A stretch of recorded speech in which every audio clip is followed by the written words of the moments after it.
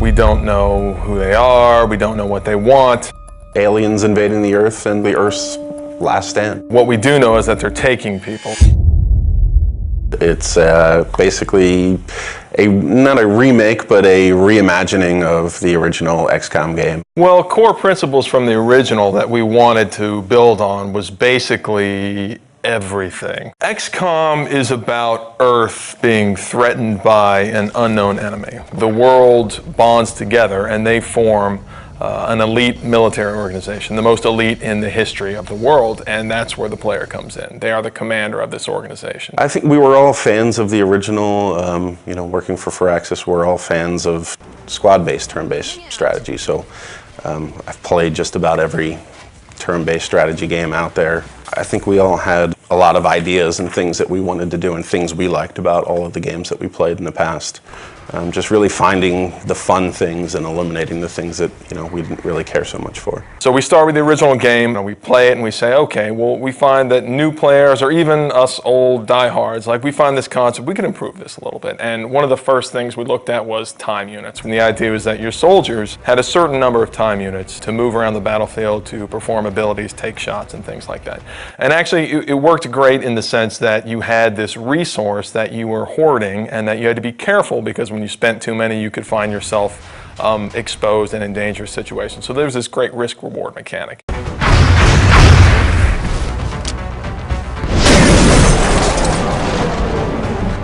We said, okay, how can we simplify that and sort of free up all that headspace that takes up in the player's head? We sort of turned the time units into a simplified version where the player has a number of moves that they can perform per turn, and they can choose to move, they can choose to move and shoot, they can choose to move really far, and then based on different abilities their soldiers have, maybe they can use those abilities to do different things. But it still has that great risk-reward mechanic. Look, I need to run really far this time, but when you do that, you're always taking the cost that you're not going to be able to shoot, and then you're going to find yourself in a difficult tactical position.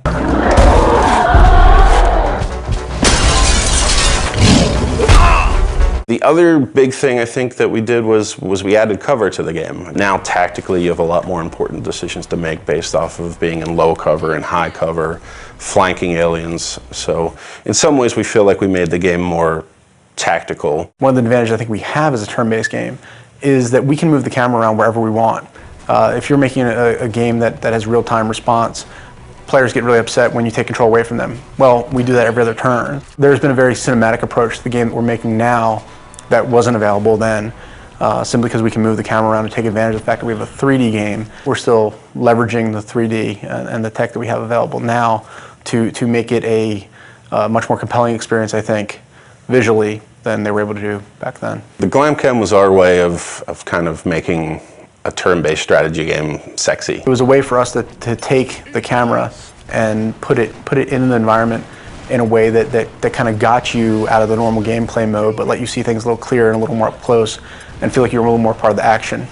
The idea is that when your soldier goes to take a cool shot, then the camera can drop in, and we've got these great dramatic scenes where your sniper's lining up this super long shot and you'll see it fall right down the barrel. And what that does is it allows a little more of an intimate connection between you and your soldiers. And of course it increases the drama of the actual combat. And the Glamcam is a great way to do that. That's just one of the ways that we sort of get the camera down there so the player can sort of see combat from their soldier's perspective. The base was a really unique challenge for us to design. When we started on it, it was flat and more like a level in the game. And we really wanted to have base building, but we ran into some really difficult challenges on it being flat and working more like a level. And at a certain point, a couple of my guys had come in and they said, you know what, we keep talking about this as an ant farm. Why don't we make it like an ant farm? It is very much, the G.I. Joe base that the kid down the street had that you didn't have, that you got to play with every once in a while if you went to his house. So when we made it, that was one of the things I think really stands out. I think it's a really unique feature to the game. It allows us a lot of flexibility for optimization and for the player to be able to build and expand.